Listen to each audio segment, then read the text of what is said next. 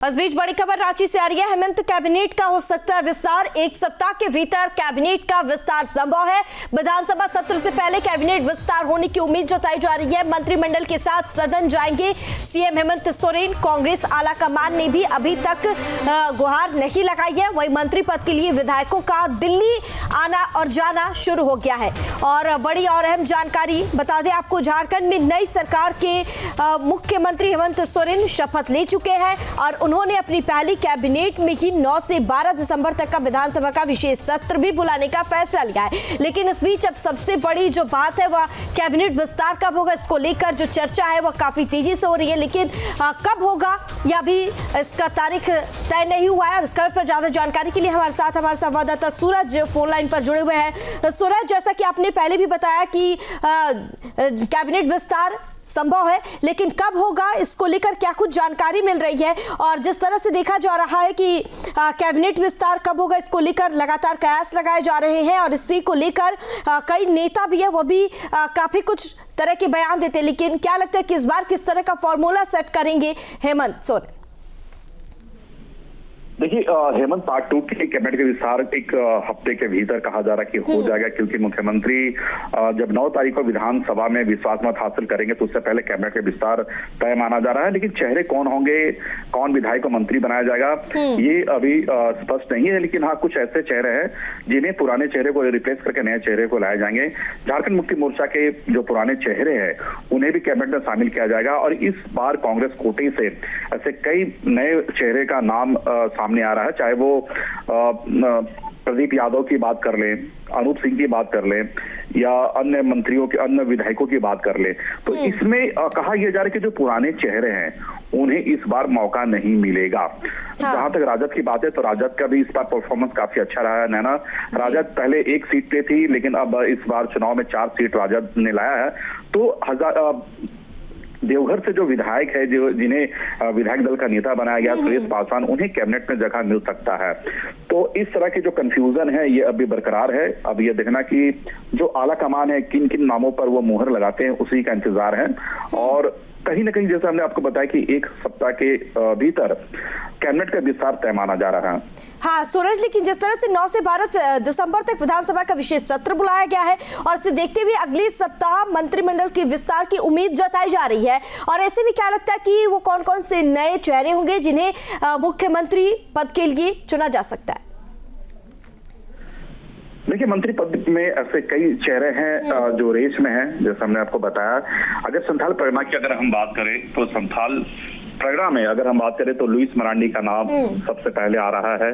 इसके बाद जेएमएम कोटे से ही हिमलाल मुर्मू का नाम आ रहा है। इसके बाद मथुरा प्रसाद महतो का नाम आ रहा है। तो ऐसे कुछ जो नाम है, जैसे हफीजुल जो पुराने मंत्री है वो रिपीट करेंगे इस बार।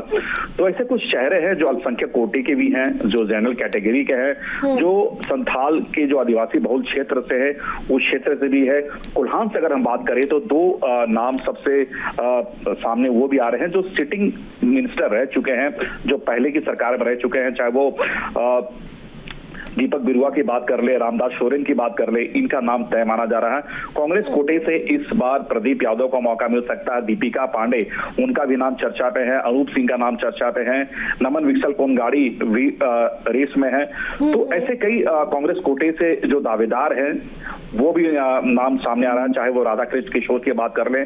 तो ऐसे कई जो चेहरे हैं वो भी लगातार आला कमान के टच में है। वो भी चाहते कि इस बार हमें मौका मिले। तो कहीं ना कहीं इन तमाम फॉर्मूलों को लेकर जो आला कमान है वो थोड़ा उलझे हुए हैं, इसके वजह से ये विलंब हो रही है। हाँ, लेकिन सूरज, अगर नई सरकार की हम बात करें तो नई सरकार में कैबिनेट का विस्तार अगले हफ्ते तक 6, 4 और 1 के फॉर्मूले पर होने की संभावना जताई जा रही है। और इस फॉर्मूले के तहत अगर देखा जाए तो जेएमएम से 6 और कांग्रेस से 4 और आरजेडी के कोटे से 1 मंत्री होंगे। और इसी फॉर्मूले को 5-1 का फॉर्मूला भी कहा गया है। इसका क्या मतलब है? देखिए, इसमें अगर हम बात करें तो माले यानी लेफ्ट वो भी कहीं ना कहीं रेस में है। तो हालांकि उसकी तरफ से पत्ता क्लियर किया नहीं किया गया है। उनके 2 सीट वो माले जीत के आए हैं, तो माले से कौन उम्मीदवार कौन कैंडिडेट होंगे मंत्री पद का यह अभी स्पष्ट नहीं है। हाँ, लेकिन ये कह सकते हैं कि जो समीकरण है नैना, वो आने वाले 1 से 2 दिन में क्लियर हो जाएंगे और मंत्री पद का जो विस्तार है यानी मंत्रिमंडल का विस्तार है, हाँ। वो कुछ दिनों के बाद हो जाएगा। तो थोड़ा विलंब हो रही है, लेकिन मुख्यमंत्री ने साफ कहा कि सत्र का जो पहला दिन होगा 9 तारीख को, सारे कैबिनेट मंत्री उनके साथ होंगे और वो अपने विश्वास मत हासिल करेंगे। लेकिन सूरज, जिस तरह से अगर हम इरफान अंसारी की बात करें तो पिछले कैबिनेट में वो मंत्री थे, लेकिन जिस तरह से चुनाव से पहले, विधानसभा चुनाव से पहले देखा गया कि कई विवादों में वो घिरे रहे हैं और खासकर सीता सोरेन को लेकर जिस तरह से उन्होंने टिप्पणी की थी, इस बात को भी काफी विपक्ष ने उछाला था। और उसके बाद क्या लगता है कि हालांकि चुनाव तो वो जीत गए हैं और काफी मतों से वो जीते हैं, लेकिन इसके बाद क्या उन्हें कैबिनेट नई सरकार की गठन में उन्हें कैबिनेट में कोई जगह मिलेगी? देखिए, हेमंत सोरेन के बयान से कहीं ना कहीं झारखंड मुक्ति मोर्चा के कई ऐसे नेता आहत है, क्योंकि मुख्यमंत्री हेमंत सोरेन की भाभी सीता सोरेन पे उन्होंने टिप्पणी की थी, तो मुख्यमंत्री भी इस बातों से वो आहत है, नाराजगी है पार्टी के अंदर। तो संभवतः इस बार इरफान अंसारी को कैबिनेट में जगह नहीं मिल सकता है। इरफान अंसारी की जगह कोई दूसरे नाम पर यहाँ चर्चा हो रही है। और जहां तक इरफान अंसारी की बात है, तो वो हमेशा अपने विवादों में रहे, अपने बयानों के वजह से।